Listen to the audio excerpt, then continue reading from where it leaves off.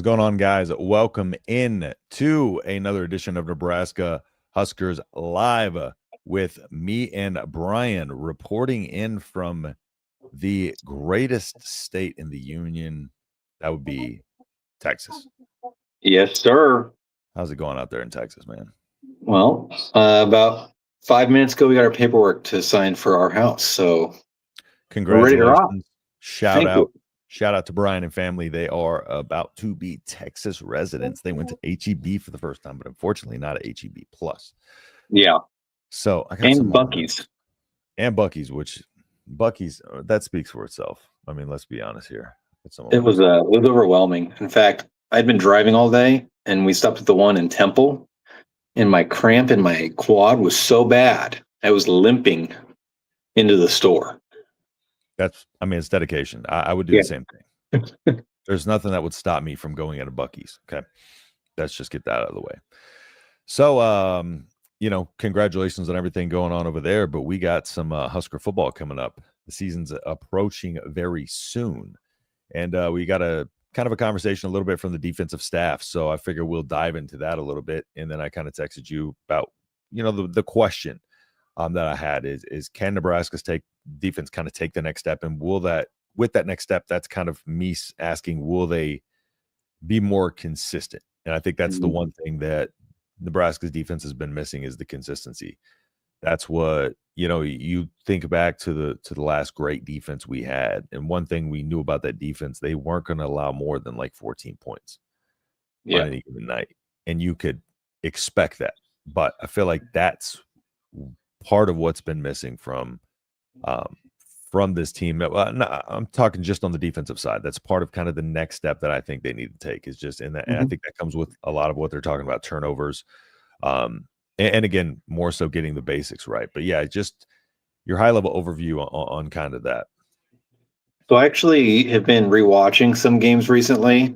And I think everyone would probably say Wisconsin was probably our biggest win in terms of best performance last year, at least from an offensive perspective. But when you rewatch that game, Nebraska gave up like 300 yards in the first half to a Wisconsin team that was pretty abysmal on offense. And then they struggled again, in similar situations, even in a game like Colorado where you dominated 28-10. There's situations you look at 3rd and longs, 3rd and mediums where it's an obvious passing situation and they constantly would have corners way off the line of scrimmage. They're sitting there with 3 guys rushing the quarterback on the D-line and everyone's dropping into coverage. So that's when we say improvements, that's what I'm looking for is in those situations, are we not allowing these 3rd down conversions at such a higher rate than they were under Tony White? And so the biggest thing I'm looking for is more pressure, more unique pressures, not just the same, linebacker blitz. Are they bringing corners? Are they bringing safeties? That's what I'm looking for. Then in particular, defensive line, can they get some push with the front 4?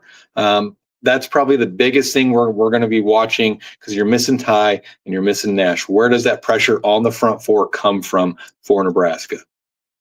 Yeah, and I think that's one of the things they talked about was kind of the defensive line. And we did get a little bit of an indication of how, he feels about the offensive line in there too, just really kind of giving them some credit for being, a unit, kind of like we talk about a lot on the show, how an offensive line needs to be.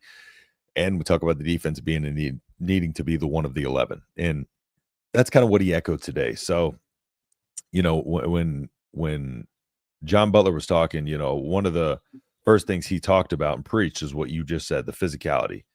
He talked about just not having, a ton of time. It's kind of balancing it out. We talked about the injuries and all that, but it's balancing everything out in terms of, getting ready for that physicality while balancing kind of their health out and maximizing that within the rules.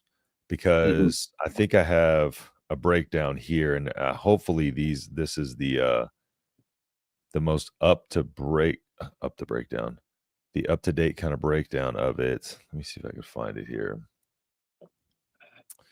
I can't. I'll have to go find it here in a little bit, but just kind of how they ramp it up. But again, only the couple days of contact, and of course the importance of that is agility, getting your body. Your body kind of just gets stiff and tight. Your your body's not built to handle those lumps and those hits, after a while of no contact.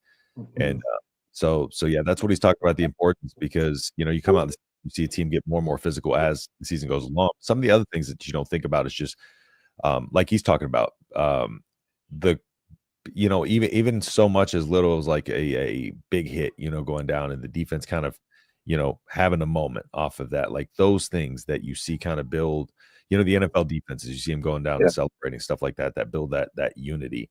And a lot of what they're preaching again today, just kind of what was echoed before about this being more of a player-led kind of operation, where those guys are going out and leading each other on the field too. Yeah, and that's big when you have that leadership coming from the players themselves, and they can kind of rally around together. I would love to see them. Remember last year or two when they get like a big turnover, they do that little dance or whatever. I'd love to see a lot more celebration, a lot more fun, and that just makes it a lot more fun as a fan to see your team having fun down there together. Yeah, and I do think that's something that we'll see, continue, because I think part of this that's part of this team's culture is kind of having fun out there, but only having fun if you're doing things the right way. In that game, they were. But just looking kind of at the look at John Butler's defense, we can go into the scheme here and just let me get into some of the comments here real quick. Bone Leg Cornfed, what's going on, man? Appreciate you hopping in here. Go Big Red. Justin, appreciate you hopping in here. Go Big Red. First two always. William, Go Big Red. What's going on, man? Sounds like Bly Hill is done for the season. Brian, do you want to elaborate? Anything on that? Congratulations, Brian. I'll be honest, I have not paid attention to Husker news at all today, because we've been driving all over. We were down in Austin earlier, and then in Hutto and Georgetown. That's why I did the research for you. But let me look at that a little bit more. Also, sounds like tackling's not up to par. I don't think it's tackling's not up to par. I think it's more so when your body's not ready to take those lumps, you're more hesitant when it comes to tackling. So you got to really make sure that you're able to refine your technique while kind of advancing the physicality. And I think that's one of the biggest part of this is injury prevention, because again, if you go in there and you're not agile, your body's not kind of loosened up, ready for these lumps, and you go in there and try to make a tackle and you're stiff, or you just kind of your fundamentals break because it's a polished skill. It's one of those things that's it's perishable. That's why you constantly have to practice. That's why they have to work on their craft in the off season. But that's something that necessarily can't work in the off season. So they have to get back to being able to go at a high speed, tackle properly, and still be physical with it. Yeah, and you can only, I think it's 7 or 8 live tackling to the ground sessions you can have prior to the season. So I believe this coach Rule recently, he was like, that, usually that first week or two of the season, you see a lot of that where, the first, week or two, you're struggling with tackling, whatever, because you just got to get your body physically ready and back into doing that. So it's week 2 of fall camp, week 1.5, really. I'm not overly worried about it. Yeah, I'm not either. It's just one of those things more so that, just an explanation of sorts of why it is the case. But now let me dive a little bit more into his comments. Then I want to get into a little bit of the breakdown of kind of how his defense operates. Mosey would be crucial, if not the most important offensive weapon. Sounding like he's going to be a pretty big part of it. I think his role, I think for him, part of his role will almost be how defenses have to respect him even without the ball. It's not just when the ball's in his hand. I think that's the element that is so crucial. He's not going to need the ball in his hands 20 times a game. He's just going to be moving around a lot and keeping defenses honest. He's a guy, and there was somebody in the comments section on a video recently that was like, Mosey's not a running back at all. And I was like, you couldn't be further from true on that statement. But Mosey's a guy where I think they're going to motion him out of the backfield a lot. Yep. And then you could have him on a jet pass or a reverse, or you maybe motion him out of the backfield and then he's running a stick route or something like that. Or even you keep him in the backfield and run a screen, like primarily what we thought Ramir Johnson would be if he didn't have injury issues, but probably faster and more athletic. Yeah, it's a I mean, what's better than a running back that understands routes, spacing, and defensive backs, and how to beat certain coverages and stuff like that. That goes a long way for you, and you can use that in a lot of ways. So again, kind of a Debo Samuel maybe type where you're motioning him a ton, and you're literally just using him with the ball not in his hands too, equally as much. He'll be a decoy essentially on plays. Yep. Our back end will help get us sacks. We'll talk about that in just a little bit too, talking about the defensive line. So Brian, are you changing your info from KC to Texas? Your contact, I guess your X handle. You have H-Town Husker, and I'm ironically moving into another city that starts with an H, so I can't have that. Correct. I don't know what it would be. So you guys can literally drop it in the comments. I can't see the comments on my phone, but drop whatever you want it to be. Maybe Texas Husker. Whatever. You guys can pick it. Just nothing vulgar. Texker, yeah. Maybe. Perfect. I don't know. The Go Big text. It sounds like I'm saying texter, like you're about to. Anyways, hit that like for Justin and Brian. John Diadamo coming over from the Michigan channel. Appreciate you hopping in here and reminding us. Tell them to hit that like button. So if y'all don't mind dropping a like on the video, please take 5 seconds of your time. Any idea why Dane Key was in a green or yellow jersey Saturday? Sound like just easing back from something is what it sounded like. Yeah, just probably coming off of a little bit of probably a minor injury or something like that, easing his way back into it. Probably be conservative. Saw him on the bike, probably just working on lengthening that, out and just getting it ready for planting and stuff like that. So probably nothing crazy. Yeah, pretty minor. He's a guy that you don't need to sit there and have him get not useless practice reps, but a guy where he's very seasoned, very veteran. It's better to be cautious with that recovery. Think about his NFL preseason. Those tenured guys don't need as much work there. I think the most important improvement to look for is receiver blocking when they are at the targets. That was a big question mark around last season, and that did rear its head last year. Was the receiver blocking, but Dana Holgorsen made it pretty clear early on that he was not, a fan of bad perimeter blocking. If you can't block on the edge, you're not seeing the field. Pretty simple. And by all accounts, from the open practice on Saturday, Ja'Cory Barney at 6 foot, 6'1", 190 pounds, is arguably Nebraska's most physical blocker on the perimeter, which is incredible. It's all about effort and want to. Mm-hmm. Yep. We talked about that. Mekhi, when Mekhi's dad Rashawn was on the show, talking about Mekhi being able to kind of work on doing the little things, man, doing the dirty work. And that's what's going to be valued on this offense. So you can be as athletic as you want, but if you can't do the little things, you're not going to see the field, because then you become a liability on certain plays. And they're going to operate on being able to mix things up. So horns down Husker, kind of like that. Burnt red Husker. That has nothing to do with things. Well, I guess burnt orange, but I don't know if anybody's going to get that. Oh, actually, by the way, did you see my tweet earlier today when we were down in Austin about their players speeding in the? Yeah, remember I CC Georgia football. Oh, that's right. Yeah. Okay. Yeah. Also, I'm fairly confident Michael Terry is one of the players crossing the parking lot. Very big guy. Start a scandal here. Yeah, I tried. My wife was like, "You should yell Go Big Red," and I'm like, you know what? I probably should, because he almost ended up at Nebraska. Day 2 in Texas or whatever, however long you've been. I don't even know. And you're already starting an international incident. Big Cobb Daddy. That's when. Listen, that's totally on you, man. If you want to start a spicy link page, go ahead. I would leave Texas out. Well, Joseph, we're going to leave you out of the decision then. Cornbread red. I was at the preview. Gorgeous night. Big cop. All right, never mind. All right, let's disregard these comments now. Look what your wife started. All right, so let's dive into defense a little bit more, or into some of his comments. Let's talk about the D-line a little bit. We talk about it a lot on the show, but he did kind of mention what we mentioned before about that Michigan team in 2023. What they did very well is block out the outside noise. And Butler kind of went into that today about the media narratives, and I would assume a lot of it has to do with the interior of the defensive line.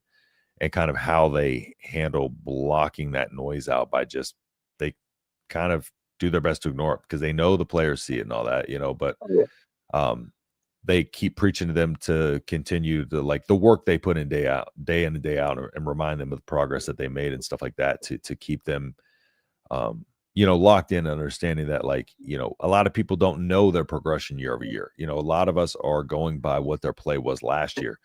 Yep. So if they continue to kind of lock in, develop, and do things their way, they're going to continue to get better, and that's all they should be worried about, is getting better each day. Mm-hmm. So remember earlier I said I've been watching some of the older games. I went back and watched that BC game because I wanted to see what that defensive line looked like. And I watched that second half, and a lot of that second half was the guys who will be starting at Nebraska now. Elijah Judy, RVP, Keona Davis, Jordan Ochoa, who's now moved to more of a jack linebacker, which is basically a stand-up defensive end in this scheme, to be totally honest. And that defensive line group looked pretty damn good going against BC, who, yes, they were without their All-American, I think, at offensive line, or an all-conference offensive lineman. But a lot of those guys were true freshmen, younger guys outside of Elijah Judy, and they looked really good. So that gives me hope about their development going forward. And now you're adding in a Williams Winery, who, there is some reports of him struggling a little bit right now, but needing some more time. But he's a redshirt freshman. He's still got plenty of time. There's the guy, I just totally blanked on him, that other not JUCO, but that other transfer we got, who is back and healthy for fall camp. So the development of this of this defensive line, I'm confident in what they're going to do. My concern is just, again, it's always been depth at interior defensive line. If you have a big injury, where do you go? Because right now Gabe Moore is hurt, and he was out in the spring because he was hurt. So now you're down one defensive lineman and defensive tackle too at that. Yeah, it was, and it was one of those things too, like just kind of going a little bit into, some of the things that helps. Butler did talk about wanting to be 2 or 3 deep. He did talk about wanting depth at each location, but looking at kind of the way his defense works and stuff like that in terms of scheme, against Boston College, kind of what his goal there was to kind of let them take the underneath stuff if it's there. Try to get pressure on the quarterback, kind of like he talked today. What he mentioned today was stop the run, get on the quarterback. And I can't remember the last one. I got it in my notes somewhere. I'll have to scroll down and find it in just a second. But he really wanted to be successful on first and second down and force them to throw the ball, and just not give up the explosive play. And I think that was one of the biggest things, because one of the weaknesses last year with Tony White's defense was, our defensive success rate was ranked 62nd at 59.1%, and 33rd in EPA per play, so efficiency per play. But you saw, in the red zone, it didn't really get into too many situations where we had to defend a lot. Whenever we did, we stopped it on 3rd and 4th down, stuff like that. Like the defense was able to stand up based on the schemes of what they were doing in those moments that they had to. So the actual, I compared it to kind of like the Rutgers game last year. And even though we shut down the Rutgers, offense, pretty handedly in the run game, the Boston College only averaged 2.4 yards per carry, and against Rutgers averaged 3.0 yards per carry. So on 47 yards on 20 attempts. So it's kind of forcing them a little bit more into, throwing the ball, kind of getting them on 3rd and long. So yeah, I mean, it's just run stops early, and just limit super chunk plays, like explosive plays, but keep everything underneath. I believe in the Boston College game, and that's like our best taste of that John Butler defense with this, generally speaking, our current roster outside of a few guys, and especially that second half, if you want to rewatch that, anybody. And they didn't give up as many explosive plays. There's, maybe one in the first half, I believe, the first drive of the game. But in terms of the second half, I think they gave up 1 3rd and long, and it was on a big it was either a seam route or maybe it was a post route, and it looked like there was maybe a broken coverage in the back end. And that at that point in the game, I think Gifford was not playing. I think Singleton wasn't playing, and so was a lot of your younger players. So you expect those busting coverage. So outside of a few plays, that defense was phenomenal in that Boston College game. Now, how can you translate that with your new additions is going to be key, especially if Bly Hill's out, like someone else said in the comments. Now you're really looking at Sire Wright. You're looking at Andrew Marshall, and then who's your next options at corner. I think the safeties look good, though.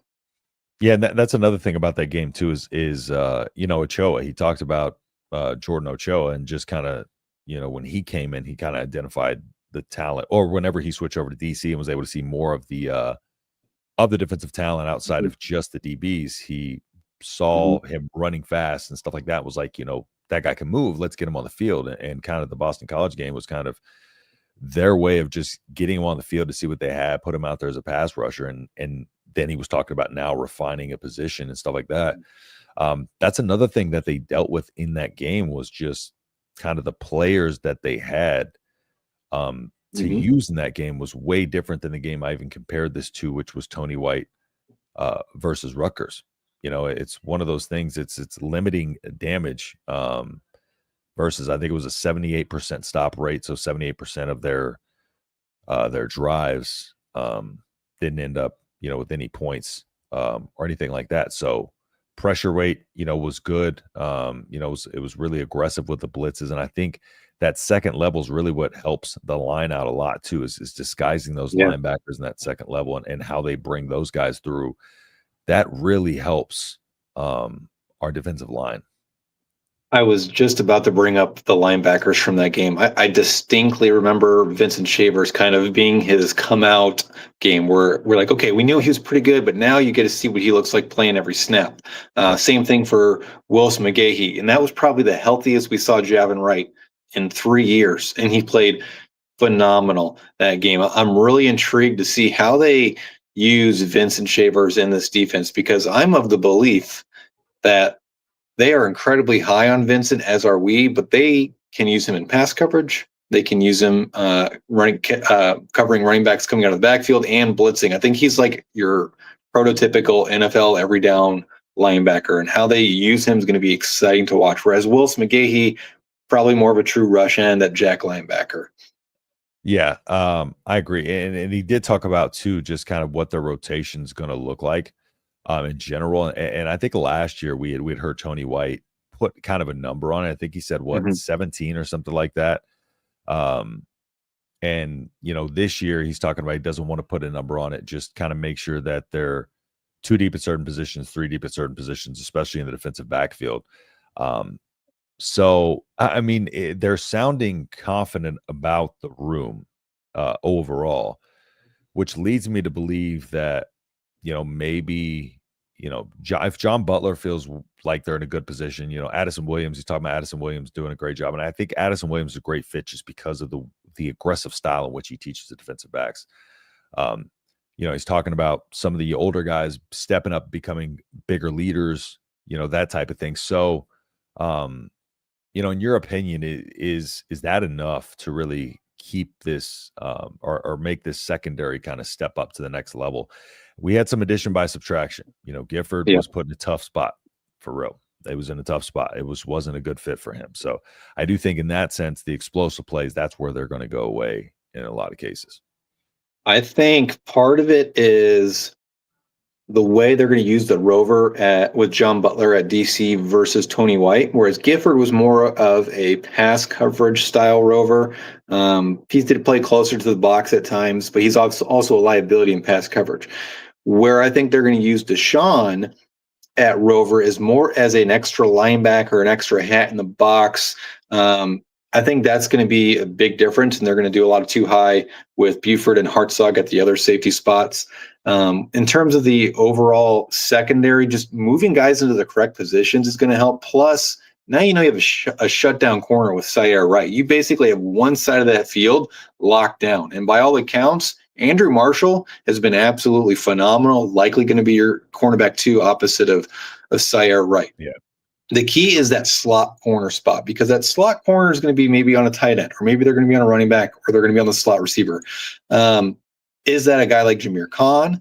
who is in that spot, and are they big and physical enough to be covering a tight end, and also quick enough to be covering maybe a slot receiver or a running back coming out of the backfield. That's what I'm curious on, who has that spot. And maybe you're probably more of an expert on this than I, could you slide Deshaun over in that instance to a slot corner? I don't know if I'd like Deshaun in that, but you'd probably be able to tell me more.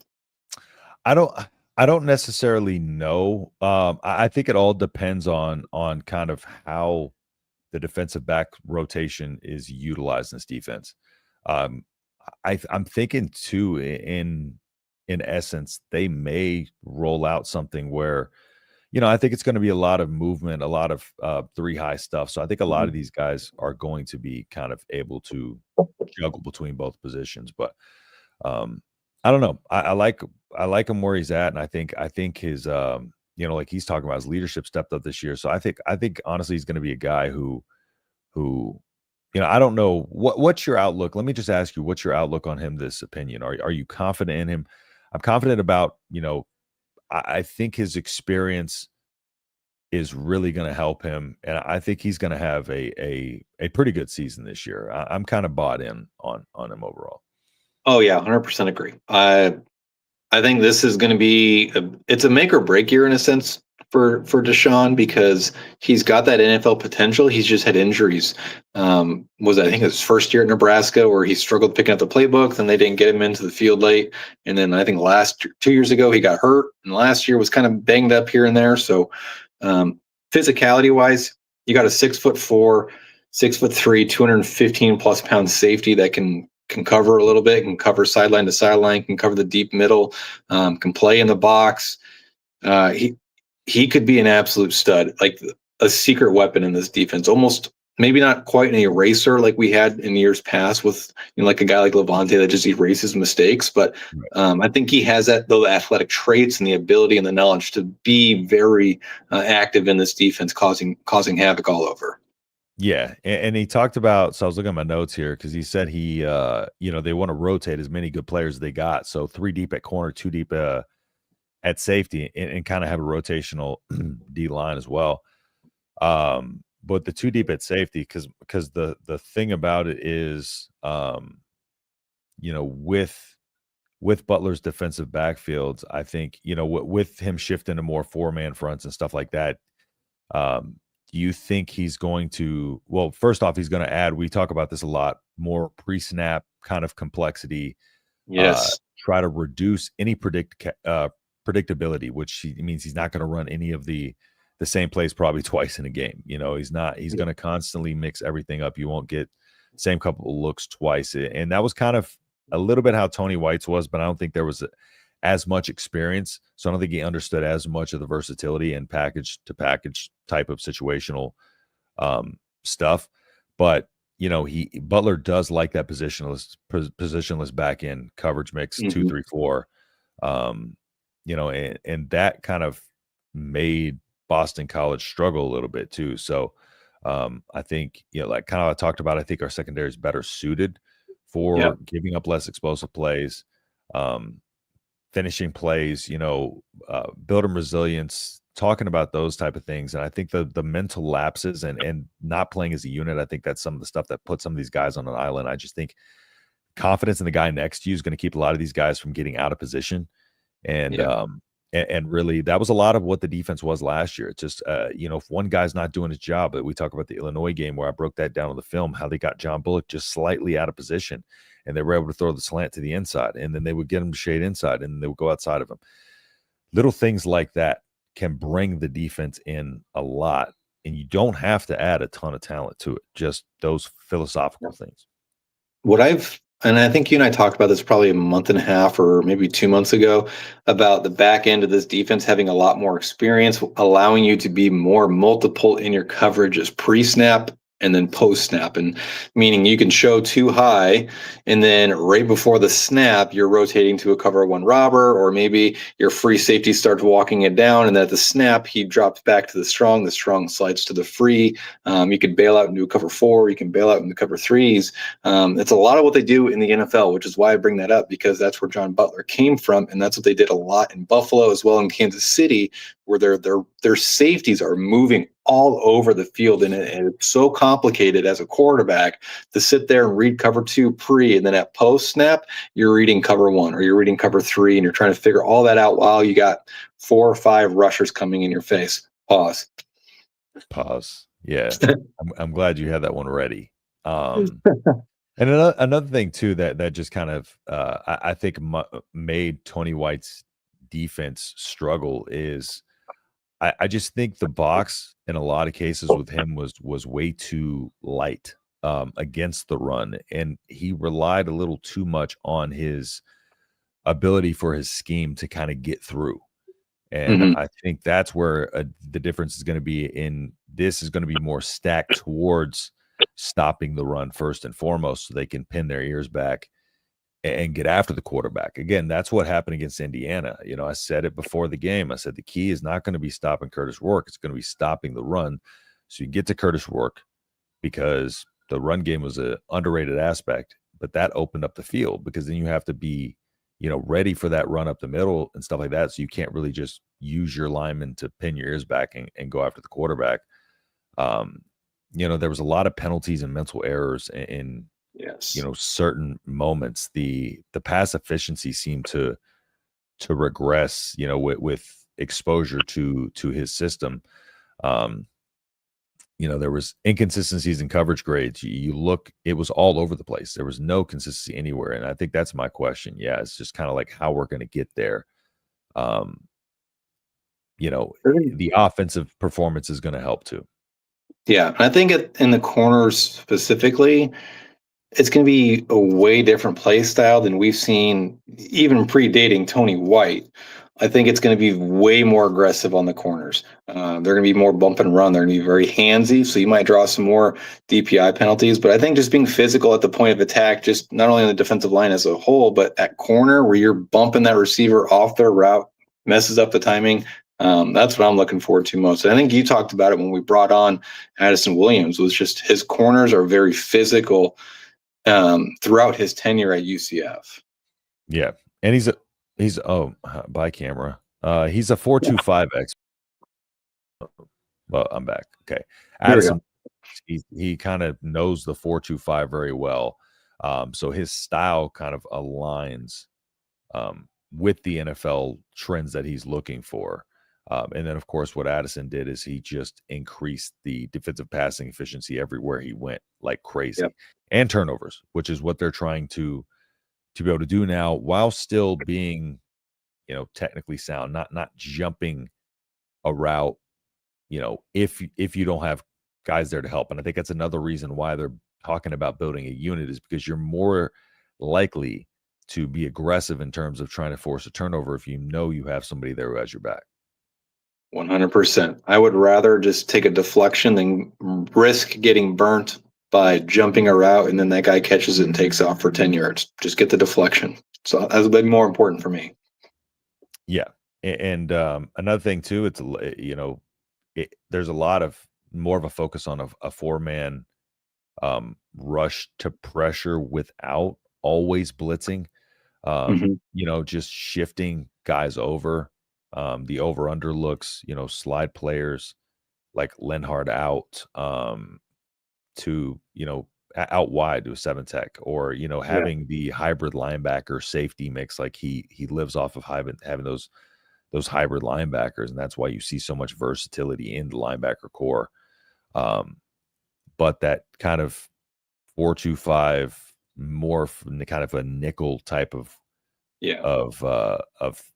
style is used in most NFL base defenses these days. And so, yeah, it just kind of lowers the risk of secondary getting blown up on that back end, and disguises them well. Again, man heavy looks, and Phil Snow, drawn from his NFL, input and his experience, the positionless way about the offense is the same way they're kind of running the defense. Confuse the quarterbacks pre-snap, just like you're trying to confuse the defense. I think it'll really help this defense on, getting third down stops and executing in the red zone. I don't recall under Tony White Nebraska doing a bunch of different fronts, or maybe, like you said, sliding Cameron out to a 7 tech. I don't recall them doing a lot of that the previous 2 years. In fact, even something that is relatively simplistic but has hurt Nebraska's offense over the years, like a stunt, would be nice. Like Nebraska never runs stunts, I feel like, which is super helpful for an athletic defensive line, which what we have. Yeah, there wasn't, and it seemed like, over the course of the season, in certain situations, they would add more. But I feel like they were banking more on kind of making the defense more complex over the course of the season, as opposed to scheming. I don't know. It just didn't seem like they were game planned correctly on how they needed to be. There wasn't enough variation in the defense from week to week, and I think that's kind of why um, they got figured out a little bit. Even over the course as the season went along. Started better early on in the season, but I think the long term adaptability of Butler's defense, and the kind of stunts he's going to run, and even if he doesn't run a stunt, that's what I'm saying. A lot of these defensive fronts won't even run a stunt. It's just to cause confusion and create that illusion, that they are, and that sets up the defensive line for success. And then when they do bring the guys, so it's kind of like similar to with Mosey at running back, that's kind of how they want the defense to be. So I think it's going to elevate their efficiency a lot more. And I think that's where Nebraska struggled a lot last year, was defensive efficiency, because their consistency was just all over the place. I think the staff is right in following in line with what Butler wants. I think he has the right guys in the right place for it. But I just think the lower explosive, because what Nebraska got beat on a lot last year was the explosive plays and in the red zone. And I think this is specifically designed to prevent that. 100%. And even if I'm not mistaken, a lot of the explosive plays, I'm thinking back throughout the year, was because of a misassignment Yep. on somebody's part, whether it be first, second, or third level. It was something that's very easily fixed. And I think you fix those mistakes, you fix everything you just mentioned, you might have a pretty damn good defense this year. Top 20, top 25 would be my expectation. And that's what I'm thinking. Just because of last year, there were so many opportunities to where, a couple of those explosive plays go differently, and the whole trajectory of the game changes. You have one Ohio against State. I kind of compared the two, one against Ohio State and one against Indiana, that were nearly identical in terms of the route concept that they ran, and they both led to a touchdown up the seam from the same issue. It was the same defensive lapse, eyes getting lost in the defensive backfield, losing their eyes, something as simple as that.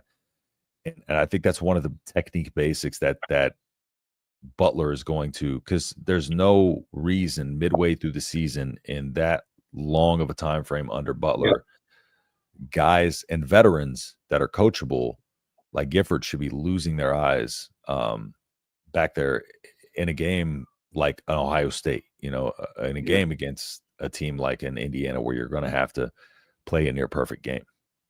Yeah. I think, if I'm not mistaken, the Indiana and the Ohio State game wasn't a situation where they basically almost had like a decoy route coming over middle to drop Isaac in, and then they had a receiver going deep on a post. That was Ohio State.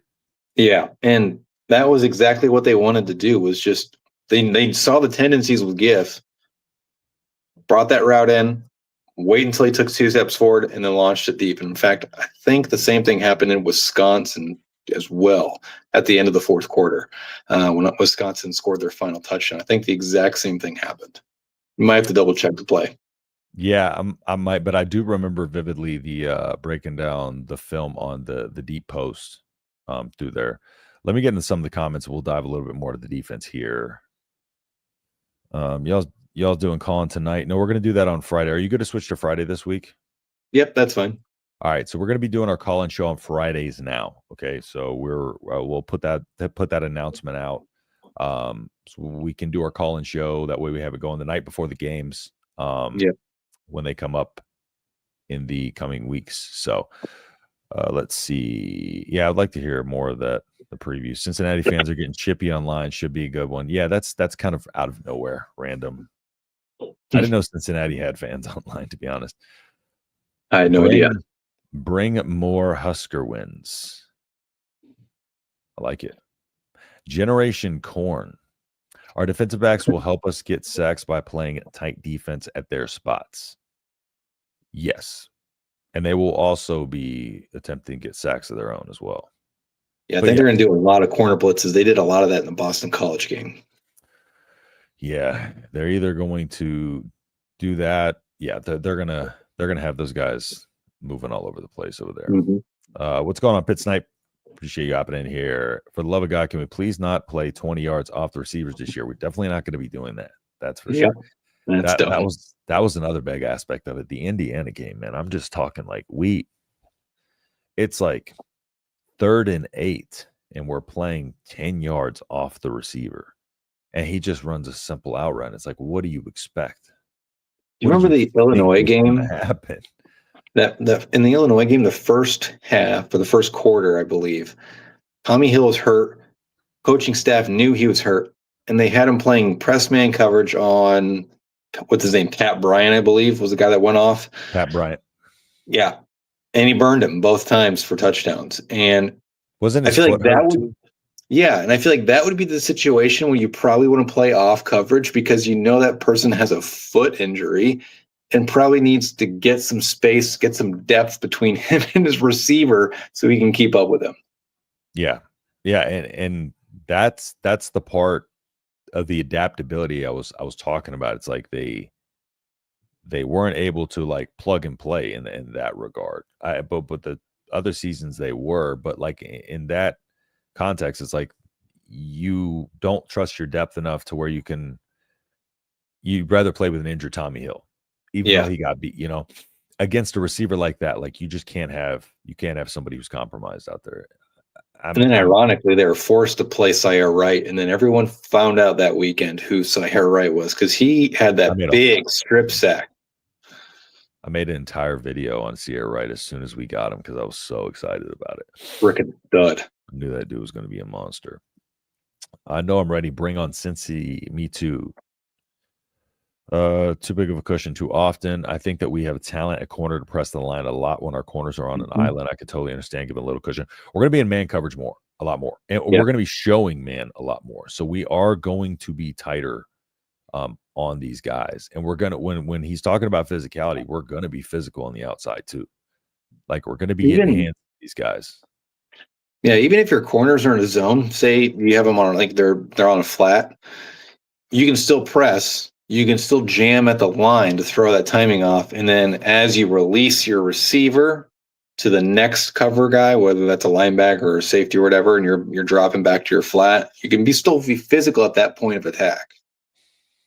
Yeah, exactly. Yeah, that's and I think that's part of where the defense struggled last year is as soon as I think our defense, you can correct me if I'm wrong here, but I think with our defense, it was like, here's our game plan. We're either going to execute to stop the run, we're going to execute to stop the pass. But if that plan goes south, we're screwed because we're sticking with that game plan no matter what. We're not adjusting. In the Indiana game, again, everything seemed like it was open because it was. But it seemed like watching that on TV, it seemed like there was more field. Like it just looked like they had more field because there was so much green grass to the areas that they were. And it's just like at no point did we try to counter that. Yeah, it was the Indiana game where how wide is a football field? I have no idea. That's a good question. It seemed like it probably had an extra 10 yards to it because they just jet sweeped and the little like bubble passes. It just felt like there was endless space and Nebraska did jack shit to fix it. I mean, Indiana never let up, and they could have still would have won by 50 like they did. Yeah, they literally could have. Let me try to see how wide a football field is. I think it's like 47 yards, but I might be wrong. 37. I have no clue though. Okay, why did that not work? Sorry. How wide is the football field? Dude, I still don't know how to work the internet. Even just stuff as simple as Google, I can't type. 53 and a third yard wide, which is close. 160 feet. So it was 63 and a third yards wide. Wrong, right. I think David got to Google. I don't know, though. If you know off the top of your head. David wins a prize of a free shout out. Free shout out. Agree, Mike, too big of a cushion too often. Yeah. So I think that we have the talent at corner of the line to press a lot. I think we have the strength there, too. When our corners are on an island, I can totally understand give a little cushion, but not as much as we've seen. Yeah, but when we're talking cushion, we're talking maybe 3-4 yards, not 8 to 10. Now that Brian's move is done, he looks and sounds as though his blood pressure is about 15 points lower. Not quite yet, but it's a little lower. We just agreed to buy a house today, and that's all we did. Yep. No big deal. Fake blitz, dropping linebackers back at the last second. Yeah. Very mad. I don't think they did that much last year either, where they had linebackers bailing out into a coverage. I think a lot of times they would maybe tease a certain gap, or this linebacker is going to go through this gap and this one's going to circle around. But I don't think they did a ton of kind of like, dropping them to coverage, kind of like the first interception that Raiola threw. That was just the most basic of take a step forward, drop back into coverage, that type of thing. So like even at that, small of a scale, it still works as long as you're, getting in their head. So there's going to be a lot more than just that, though. That's just scratching the surface. Vincent Shavers did that, the reverse of that, ironically, against Boston College, where he stepped back into a coverage, and it was on the sack fumble he had. He dropped back into a coverage, and then he just was like the quarterback sitting right there with no blockers and just took off for him. Yeah, essentially what happened there was, he is there to cover a route if that route comes out. And when that route doesn't come out, he becomes a free dog, which means he can, attack the quarterback. So as soon as he realized that route wasn't coming out there, he planted his foot. And as soon as the quarterback hit a lane, the defense kind of contained the outside and it drew him right straight up the middle into Shavers. So yeah, that was a beautiful, like that showed kind of how his mental acuity is straight. Like he's getting better in terms of reading and reacting. And I think that was the biggest thing, because Matt Rule talked about it over the course of the offseason for him. The biggest thing was just getting him, he played fast, but was just getting him to kind of play fast, but still play within the confines of what they wanted him to do in his role as a defense. That's why he got so much better, got more snaps last year. Yeah, he's going to be I can't wait. He's a freaking stud. Yeah, he's a monster. Him and McGahee are going to be insane. But yeah, I think one of the things too is like the upgrade of personnel too, on the edge. He talked about Williams Wanery. They talked about, like if he gets playing time, he's like, he will play. And he's just talking about adapting to Nebraska. One of the biggest things that happened to him over at Missouri is just didn't really get along well with the staff over there. So he didn't see the field a lot because he just wasn't very coachable over there. I think Nebraska saw an opportunity, of course, with his high school coach being there, to kind of reel that in, and saw the upside. And he talked about the upside today, but it seems like just getting him a little bit more dialed into that physical edge and doing things outside of, he talked about doing things off the field the correct way, because the Nebraska standard's a little bit higher than a lot of schools in terms of how they treat off the field, how they oversee that. Yeah. And I think too, I think with Waneri too, is it's good that like we don't need him to play 40 snaps a game. And that's a good thing, because we have the talent, we have the depth.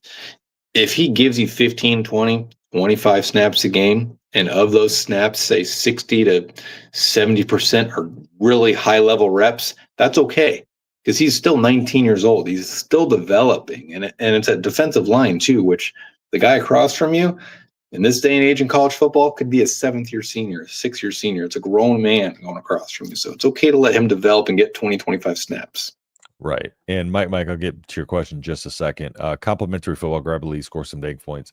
One of the things too about complimentary football that I think is very underrated in terms of what's going to help the defense get turnovers is he talked about it today. One of the keys to the defense, run to the ball like nobody's ever seen, and that creates opportunistic play. That creates opportunities. You have guys there ready to fall on a ball, or if you have a guy there to help you make a tackle, or a couple guys, you can get a couple of you in there punching at the ball and stuff like that. Yep. You know, forcing turnovers both on the ground, through the air, and maintaining a defensive intensity that teams know they're for a dogfight every week. And I think that's the development there was the weakness of Tony White's. It seemed like the defense kind of was regressing, and they weren't flying to the ball like they were trying to do early in the season.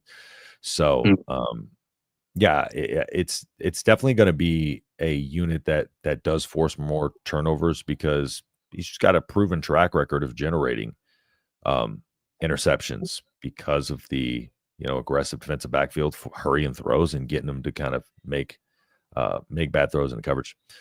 So they weren't very, very much a ball hawking secondary against Tony White at all. It didn't seem like they trusted their timing in a lot of cases.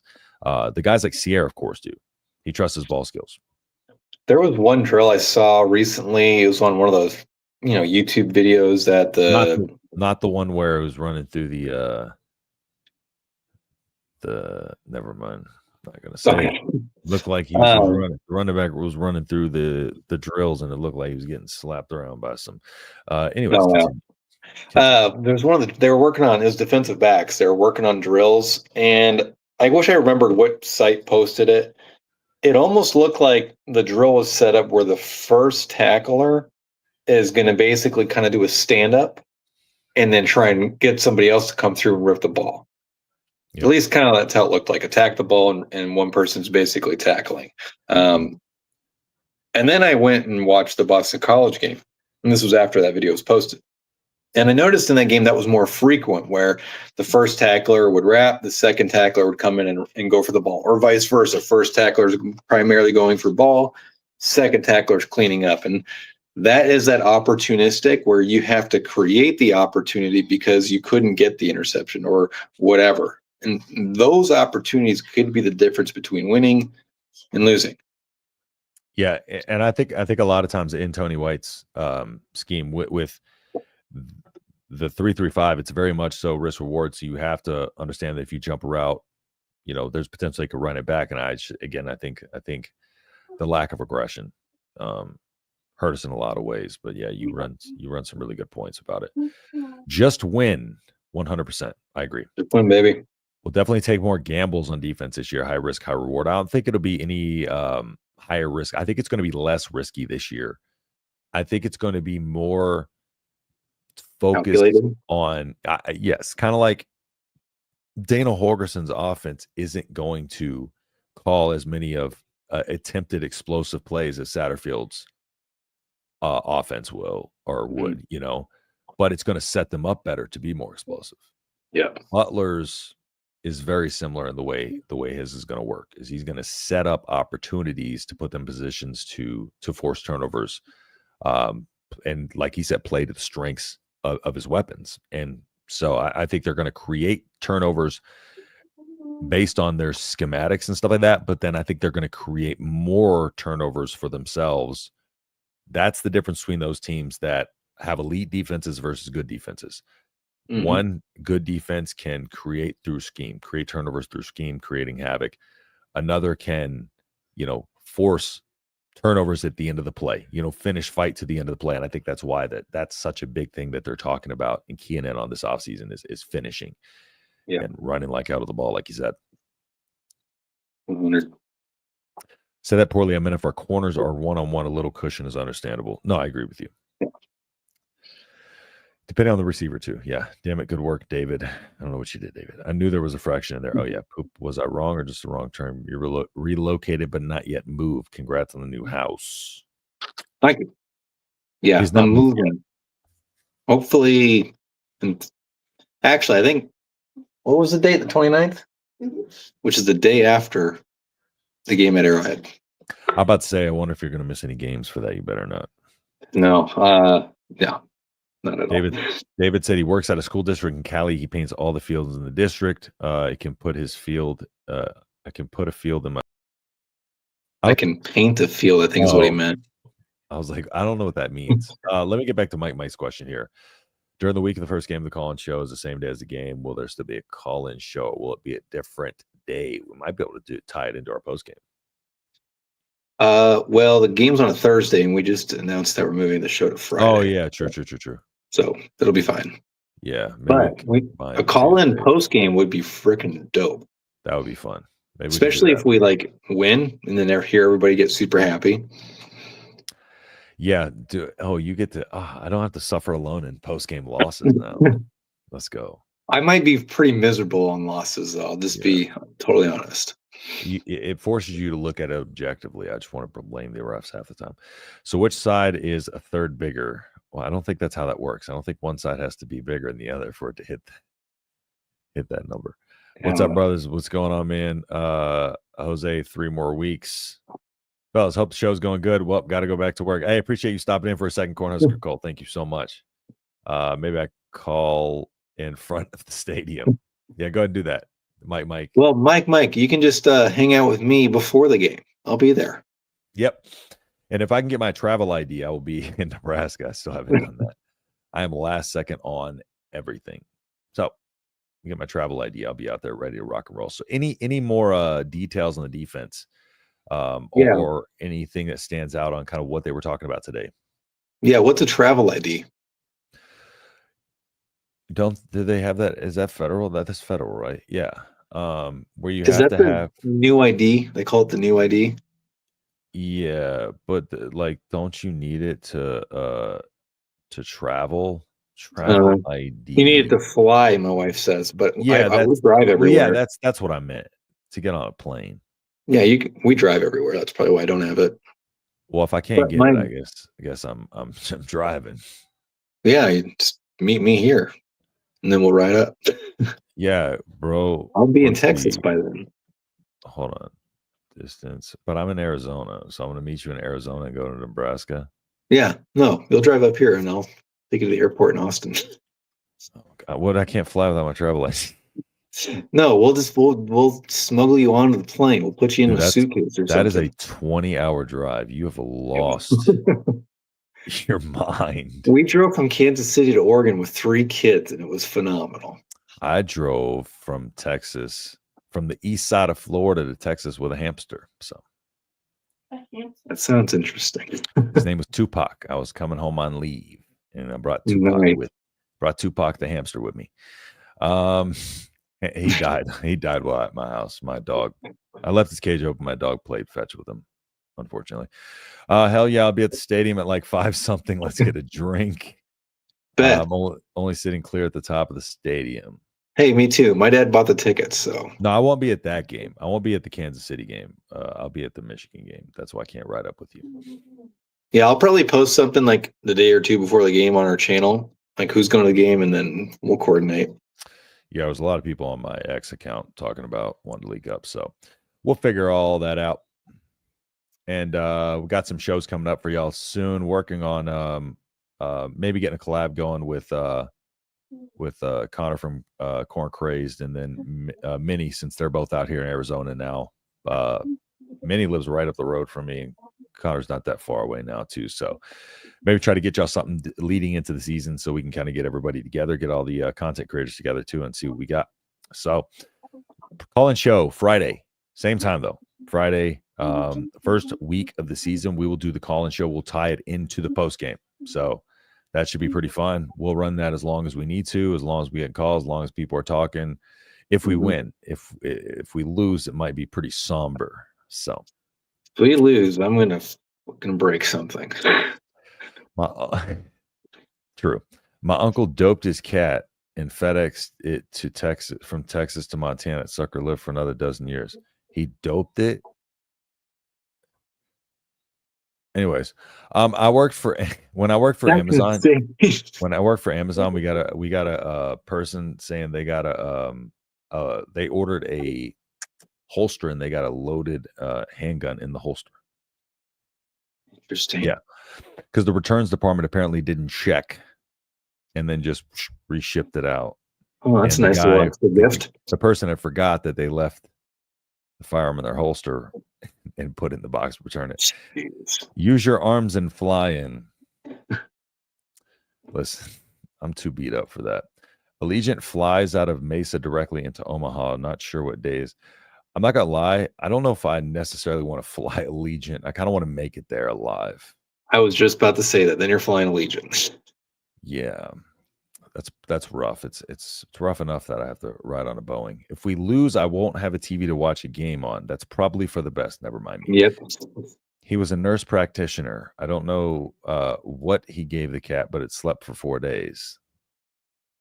Ambien, a lot of trazodone. 23 and a half.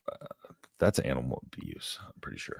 23 and a half over, and he lived for 12 more years. Well, I would imagine getting dope for 4 days wouldn't have killed him, but 23 and a half over under for points per game allowed by the Huskers defense. What was the total points per game allowed last year? It's got to be under. I think Nebraska's last year was probably in the 17-ish. I thought it was 19. Let's see. I could be wrong though. 19 and a half.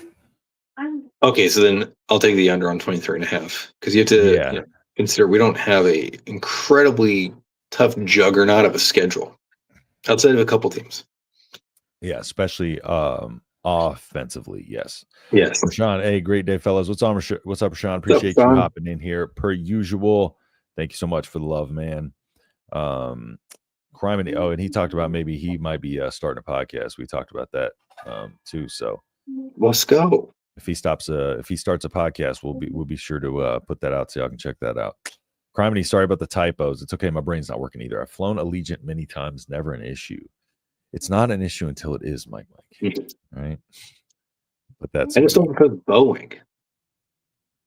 Yeah. Also, all their planes are Boeing. Yeah, see, that's the big part of it is I don't trust Boeing either. I didn't know all their planes were Boeing, but I may be mistaken. I worked for Boeing and I don't trust them. I was emergency medical dispatcher there, though. They're both dead now, so statute of limitations, I guess. The cat and your whatever, Sean. Yeah, I don't think you can punish him now for that. So, let me just act like this is a professional show here, not my mic around. All right, Brian, anything else before we go ahead and wrap up? Again, remember, it is Friday for the call-in show at 7 p.m. Central, 5 p.m. my time, 7 p.m. Central to y'all's time. Brian, anything else? I can't wait to get to my new place because it has an actual office studio. And I'm hoping that I will be able to display my beautiful signed paintings of Tom Osborne and Bob Devaney that are both one of 400 copies that exist. So hopefully that'll be my new backdrop. You heard it here first. Brian wants to. Whoa, what happened? My kids yelled, "Go Big Red." Oh, go Big Red. That's what I loved it. Hey, I loved it. I love to hear it. Never mind. I was going to make an inappropriate joke, but kids are in the room, so I digress. So, all right. Thanks everybody for tuning in. Again, y'all make sure to account for the change in the show Friday. It'll be Fridays going forward. And then during the first week of the season, it'll be wrapped into the live post-game show. So y'all be sure to like the video, subscribe, turn the bell notification on for more. We're getting really, really close to the season. So that being said, appreciate everybody tuning in, and we will see y'all in the next video. Peace.